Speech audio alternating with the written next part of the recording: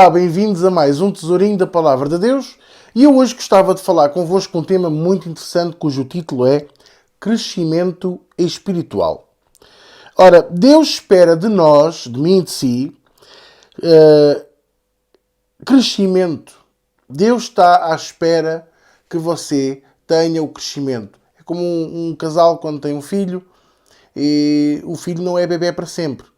Ele não vai, com 19 anos, continuar a querer a Cerelac e que lhe mudem a fralda. Se bem que alguns, se calhar, achavam isto boa ideia, não é? Mas pronto.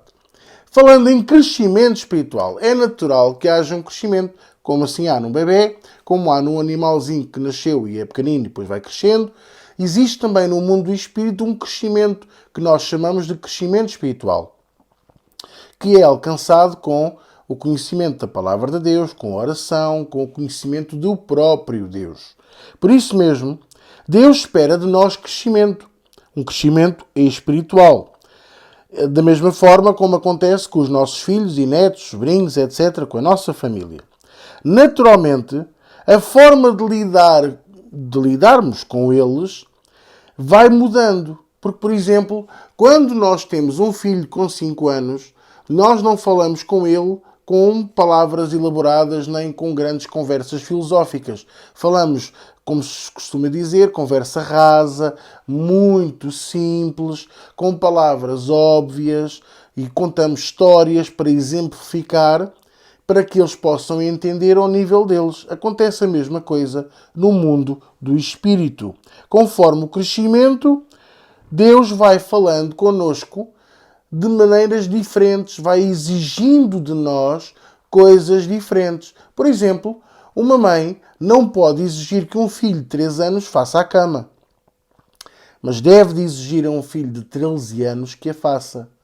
Porquê? Para aprender, para ele também dar valor ao trabalho doméstico, ou filho ou filha, não interessa. E isto, o propósito é que haja crescimento, não só físico, corporal, mental, mas também de caráter, de ego e até espiritual.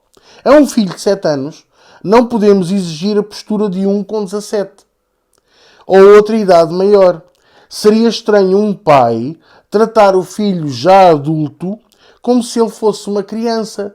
Cortar-lhe o bifinho e dar-lhe a boquinha com o avião. Olha o avião. Não, nem Deus faz isso connosco. E isto acontece com os pastores, acontece com os irmãos, acontece com o povo de Deus. Ou seja, não espere ser tratado pelo seu pastor como sendo uma criança se você espiritualmente já é um adulto. Por exemplo, um adulto espiritual não está sempre à espera do telefonema do pastor. O adulto espiritual, se vê que está há algum tempo sem falar com o pastor, pega e telefona para o pastor. E às vezes é aí que vemos o crescimento. Isto é um exemplo, um pequeno exemplo, de muita gente que ficam a choramingar pelos cantos porque o pastor não me telefona. O pastor não quer saber de mim. E não é bem assim. Às vezes nós estamos a cuidar dos outros mais pequenos. Sim, porque o povo vai crescendo e Deus vai acrescentando à igreja aqueles que vão sendo salvos, que vão sendo edificados, que vão crescendo também, que em tempos já estiveram no lugar em que você, que já lá esteve e hoje, e que um dia vão estar no lugar que você está hoje e você vai continuar a crescer também. Deus faz o mesmo connosco e trata-nos conforme o nosso crescimento espiritual. Ou seja, conforme a responsabilidade e prática da palavra de Deus que você e eu temos. Portanto, eu quero, com este vídeo, com esta palavra, exortar a todos, desejarmos crescer no conhecimento e na prática da palavra de Deus, para que possamos deixar de ser meninos ou caniços ao sabor do vento, porque isto de sermos meninos no mundo do espírito não é uma coisa boa. Paulo fala nisso. Quando eu era menino, eu comia e vestia e entendia as coisas de menino. Agora sou adulto, eu como, visto e entendo as coisas de adulto. Porque senão nunca conseguimos chegar à estatura varonil de Cristo para ter a amplitude total da fé e do conhecimento e do reconhecimento e da revelação da palavra de Deus e do Cristo ressurreto. Foi para isso que nós fomos chamados. Há um tempo, há um propósito, há uma caminhada a percorrer, mas para isso temos que desejar ter crescimento espiritual. Precisamos pensar pela nossa cabeça. Precisamos de ler, escutar, colocar em prática a palavra de Deus. Precisamos de maturar.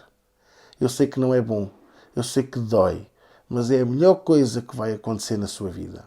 A Bíblia diz em Hebreus 5, versículos 11 a 14, diz assim, quer ver? Ora, do qual temos muito que dizer, de quem é que estamos a falar? De Jesus. Ou seja, do qual temos muito que dizer, de difícil interpretação, porquanto vos fizestes negligentes para ouvir. Porque devendo já ser mestres pelo tempo, ainda necessitais de que se vos torne a ensinar quais sejam os primeiros rudimentos das palavras de Deus. E vos haveis feito tais que necessitais de leite e não de sólido mantimento. Porque qualquer que ainda se alimenta de leite não está experimentado na palavra da justiça, porque é menino. Mas o mantimento sólido é para os perfeitos, os quais, em razão do costume, têm os sentidos exercitados para discernir tanto o bem como o mal. Deus nos tem chamado para o crescimento espiritual, para conhecermos o bem e o mal. Discernir entre o bem e o mal. E já agora, quero um bom conselho, escolha o bem, porque o bem vai lhe fazer bem.